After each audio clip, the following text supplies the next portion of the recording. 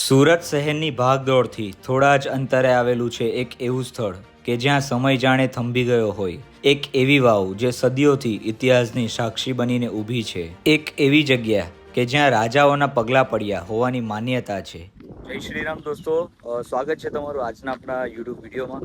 તો દોસ્તો, આજે આપણે એક જગ્યા વિઝિટ કરવાના છે. એ છે એક વાવ જે વડિયાવ ગામમાં આવેલી છે અને બહુ જૂની છે. એનો ઇતિહાસ લગભગ 1000 વર્ષ જેટલો જૂનો છે. ઘણા બધા દર્શકોની એક ડિમાન્ડ હતી કે આના વિશેનો એક ફૂલ વિડીયો બનાવાય. તો આજે આપણે આવી પહોંચ્યા છે વડિયાવ, જ્યાં છે મારી પાછળ તમે જોઈ શકો છો એ વણઝારી વાવ છે. અને દોસ્તો, કહેવાય છે કે આ વાવમાં ખોખલી માતાજીનું મંદિર પણ છે અને માતાજીની પ્રતિમા પણ આ વાવના અંદરથી મળી હતી. તો જઈએ અંદર અને જોઈએ કે વાવ કેવી છે, આજની તારીખમાં કેવી દેખાય છે.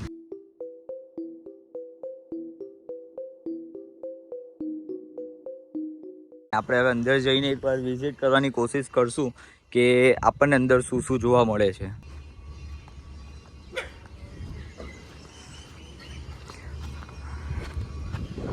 આ રીતનો કોઈ એન્ટ્રન્સ ગેટ છે. તો દોસ્તો, અત્યારે હું અંદર આવી ગયો છું અને તમે મારી પાછળ જોઈ શકો છો ખૂબ જ જૂનું પીપળાનું કંઈક ઝાડ છે.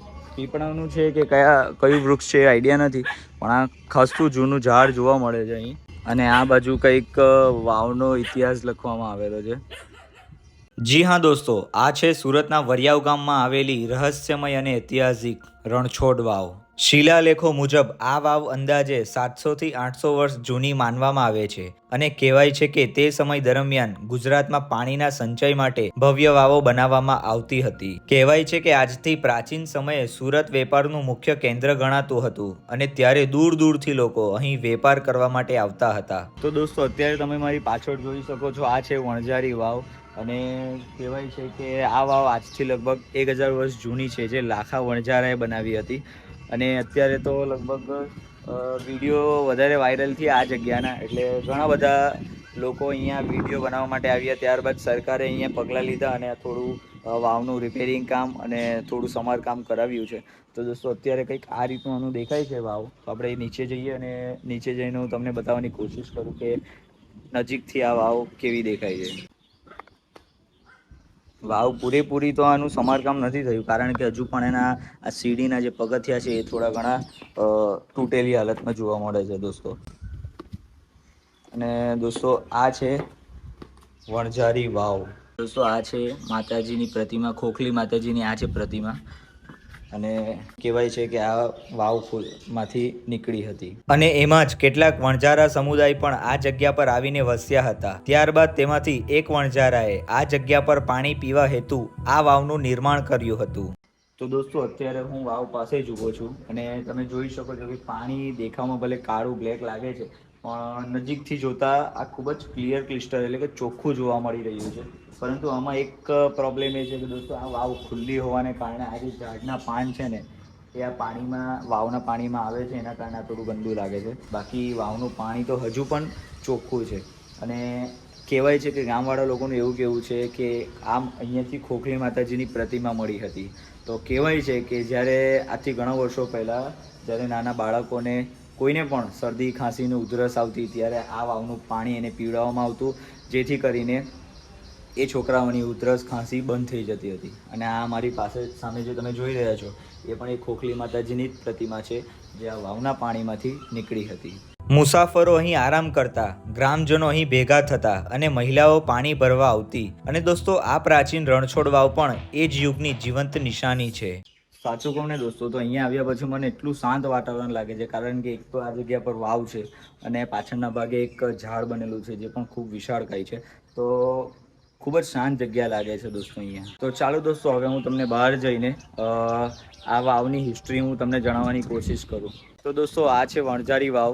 તો આનો ઇતિહાસ કંઈ એ પ્રમાણે છે કે આજથી 700-800 વર્ષ પહેલાં સુરતમાં વણઝારાઓનું સમુદાય રહેતું હતું. તો એમાંના એક વણઝારાએ આ જગ્યા પર વાવનું નિર્માણ કરાવ્યું દોસ્તો. એ વાવ ખોદાવી.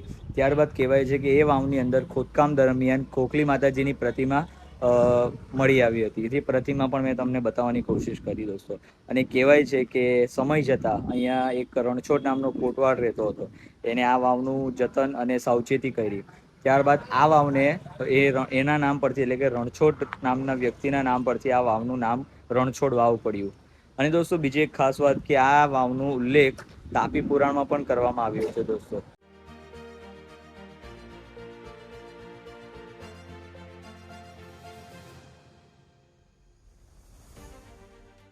અને દોસ્તો આ વાવની એક ખાસિયત એ છે કે આજથી ઘણા વર્ષો પહેલાં જ્યારે આ ગામના લોકોને ખાંસી, ઉધરસ, શરદી ખાંસી કોઈ પણ પ્રકારની સૂકી ખાંસી થતી ત્યારે એ લોકોના છોકરાઓને આ વાવનું પાણી પીવડાવતા.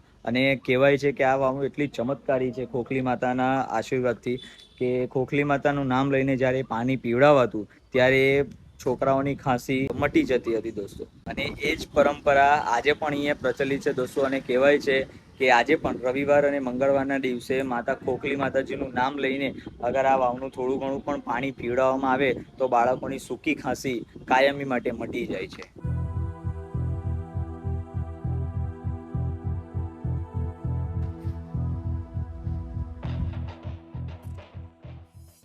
એક સલાહ આપી હતી દોસ્તો કે આ જો તમે પણ આ વિડીયો જોયા બાદ તમે આ જગ્યાની વિઝિટ કરવા માટે આવો છો ને તો એક ખાસ કાળજી રાખજો કે અહીંયા આવ્યા બાદ કચરો નહીં કરતા.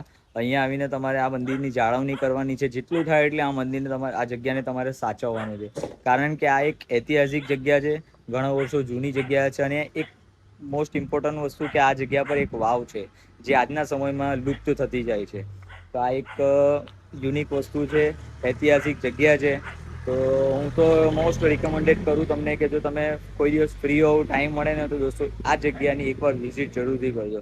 અને હા દોસ્તો હજી એક વાર કહું છું કે આવ્યા બાદ તમે અહીંયા કચરો નહીં કરતા. તો દોસ્તો આ હતી આજથી ઘણા વર્ષો જૂની ઐતિહાસિક એવી વણઝારી વાવ જેના વિશે મેં તમને જાણકારી આપી. અને ઉમ્મીદ કરું છું કે દોસ્તો તમે પણ આ વિડીયો જોઈને અહીંયા આવશો, ગંદકી ના કરશો દોસ્તો. અને દોસ્તો જો વિડીયોને થોડો પણ પસંદ આવ્યો હોય ને તો વિડીયોને લાઇક કરજો, તમારા ગ્રુપમાં શેર કરજો. અને મળીએ બીજા નવા વિડીયોમાં. ત્યાર સુધી તમને બધાને મારા જય સિયારામ, જય શ્રી રામ.